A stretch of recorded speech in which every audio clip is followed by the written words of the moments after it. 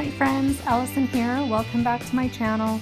Today I'm sharing with you a traditional 12 by 12 scrapbook layout. It was designed in Cricut Design Space and was also cut with my Cricut Explore. I'm starting off with a piece of pattern paper from out of my stash. This is from a recent Close to My Heart collection. I don't believe it's available anymore. It was one of the Bring It Back series papers. And the other piece of paper that I'm working with right now is just a plain white piece of cardstock. It's smooth cardstock, and that is what I'm going to attach my pictures to, all on the very very far left side of the layout. You saw there that I had some trouble with my ATG.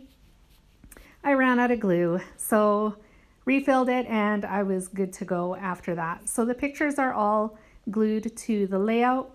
The next thing I'm doing is putting on this really cute branch. It has little flowers that were attached to it. I attached the flowers with foam squares for a little bit of dimension. I wanted a little bit of height on this layout. I didn't want to keep everything flat and on the same level. So I decided to add those flowers with some foam squares, and then the entire branch was just glued to the layout with some liquid glue. I also used liquid glue to attach my title, which is Autumn Vibes. I'm just working on the word vibes right now. If you watch my videos at all and you have been around for a little while, you know that I like to use the paper that my titles were cut from to keep the title straight and even, basically, mostly just straight. Sometimes it isn't the whole title, just parts of it. Other times it's the whole thing, especially if they're individual letters. I like to have them evenly spaced and straight, obviously. So here I decided to add the date right away to this little tab. I could have waited until the end, but I wanted to do it now because I knew that I was going to layer a flower over top of the tab as well. I was going to add a little phrase beside the actual date because my roller date stamp has some different phrases on it, but it was not long enough to include the little phrase, so I just did the date.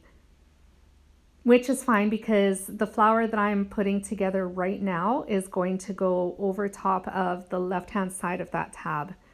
So those were cut from different pattern papers out of my stash. Quite honestly, this layout is like a Heinz 57 as far as papers goes. I used some Close to My Heart.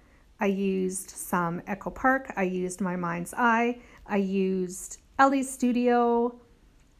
I used some Tim Holtz. I used a whole bunch of things.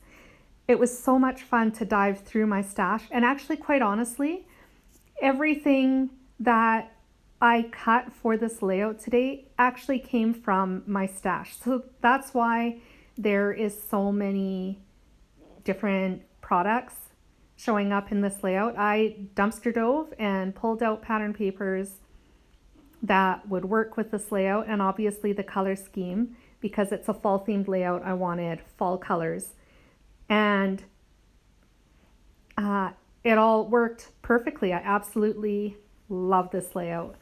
I wanted to include lots of room for journaling. I'm looking at the way I scrapbook a little bit differently these days because I know that at some point in the near future we are going to be leaving the place that I live and relocating to another place a couple of hours further south of where I currently am.